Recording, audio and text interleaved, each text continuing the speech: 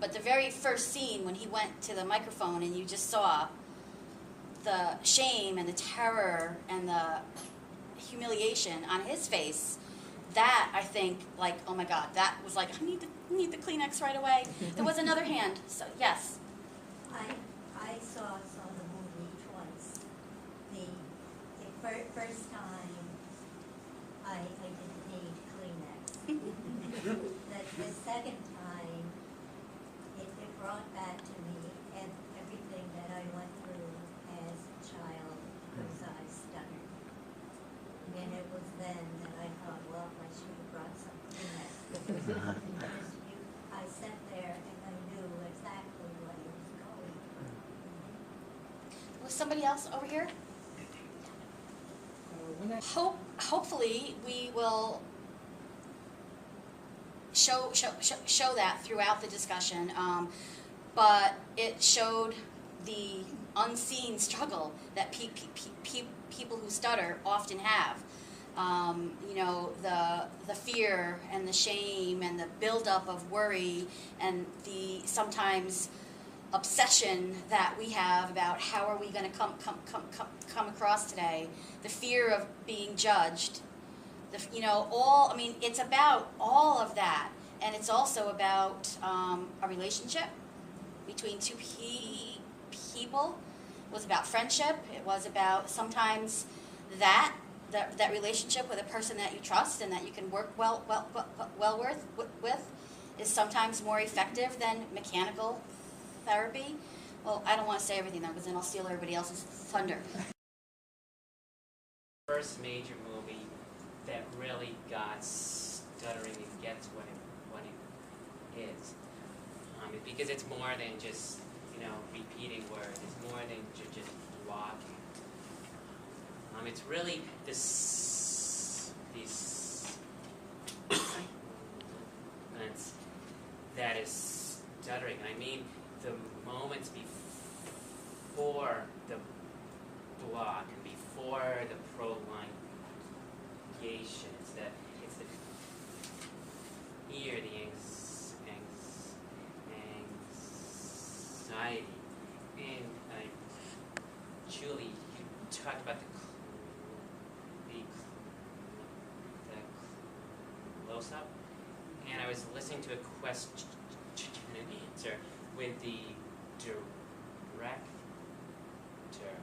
and the screen writer for the movie was a person who stutters, and he was able to kind of tell the director what stuttering really was. In the close-up, you see the fear, you see the, you know, will I get through it? Will I, when I open my mouth, will words actually come out?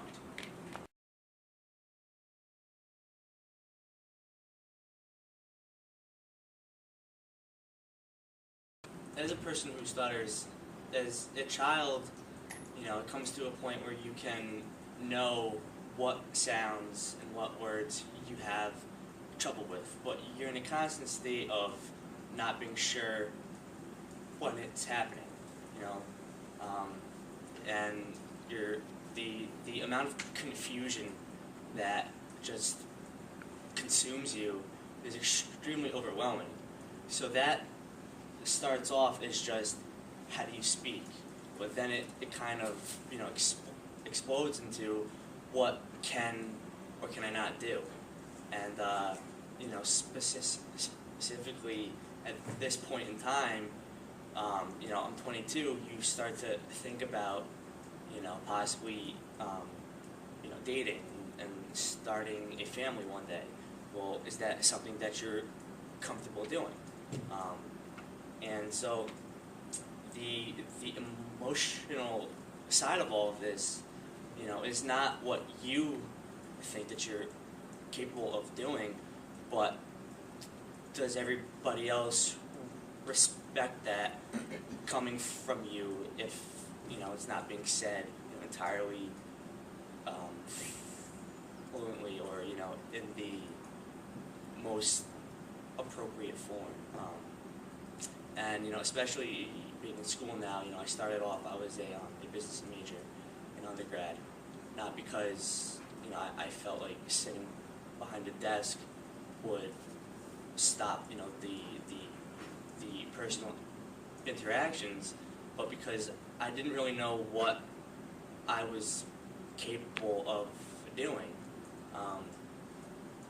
But you find yourself somehow.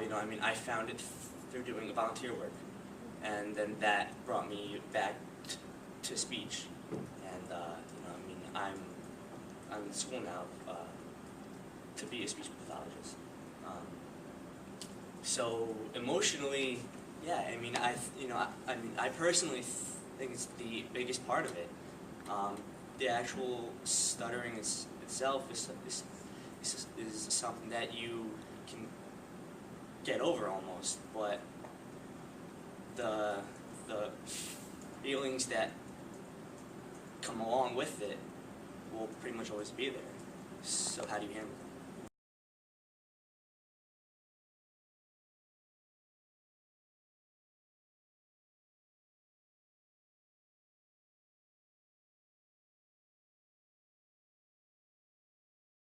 Communication is probably the most human of behaviors that we have that we totally take for granted. So when you guys who don't stutter go to a meeting, you just show up. You just go. But when a person who stutters goes to a meeting, like Steve was saying, you might spend 15 minutes beforehand worrying about how you're going to introduce yourself. And that's ridiculous. But we go through that. I used to hate going through the drive-thru, but I needed to in the morning. I needed to get my coffee.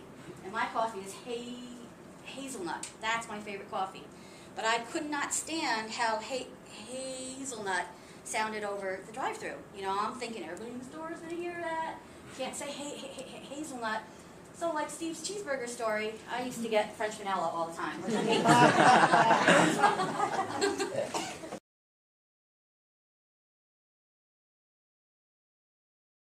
Disorder, and it's not. But because a lot of people aren't highly educated on the topic, they can, as Pam was saying, and as I think somebody said before, they think that people are stupid, and that's not true at all. So it's not caused by the parents for talking too much, or talking too little, or not giving time to talk.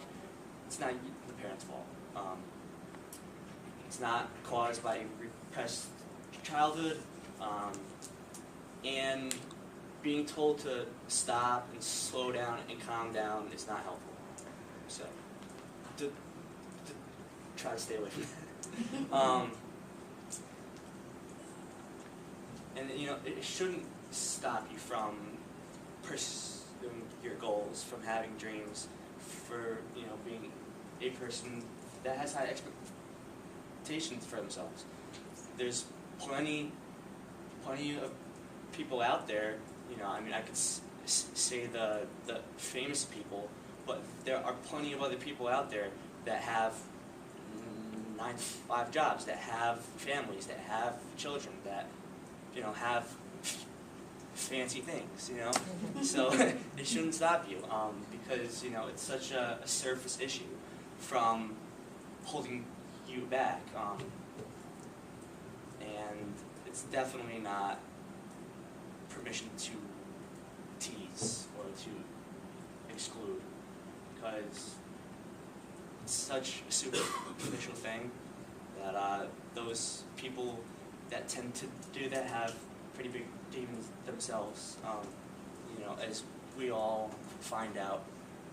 So essentially that's what stuttering is. So I'm going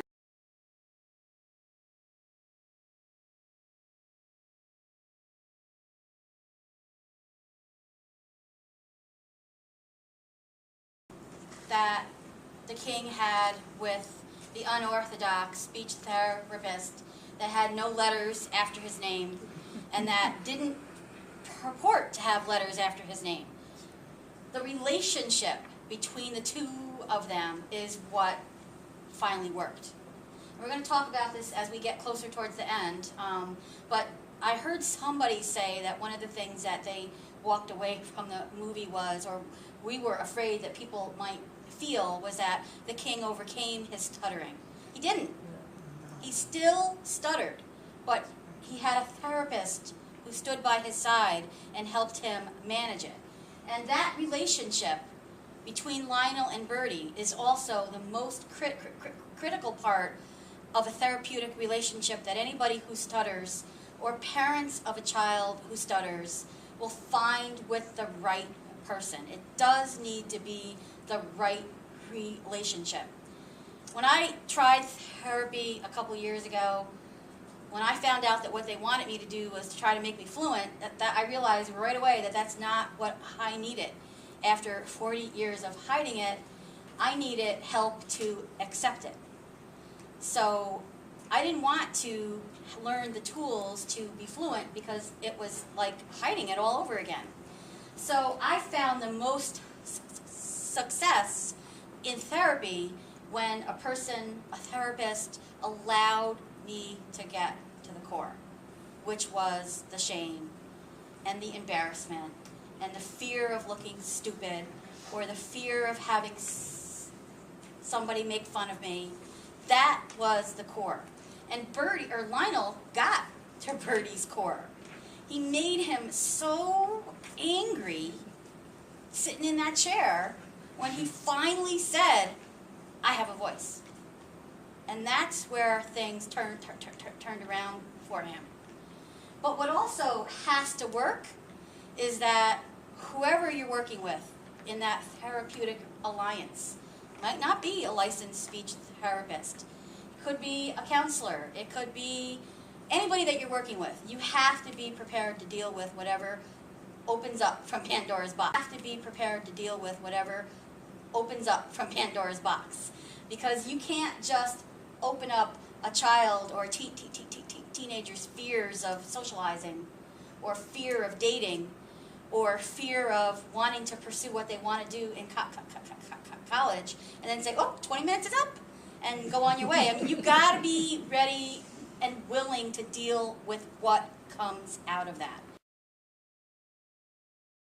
Everyone, but there is no cure. There's no magic pill that, somebody can give me and I'm not going to stutter. And I think this goes on that we can manage our stuttering. And managing it for me is different than managing it for Pam or for Alex. Because I think that chasing the fluency God is a very dangerous thing. It can be very frustrating and painful, and and we can overcome our fear. We can change the way we think and look at stuttering, and we can definitely impact others. I was talking to somebody at work the other day about stuttering in the movie, and she said we had never really talked about stuttering, and she said that when you stutter, I'm not uncomfortable because you don't appear to be uncomfortable, and that is my goal. And so that for me is I guess what I'm trying to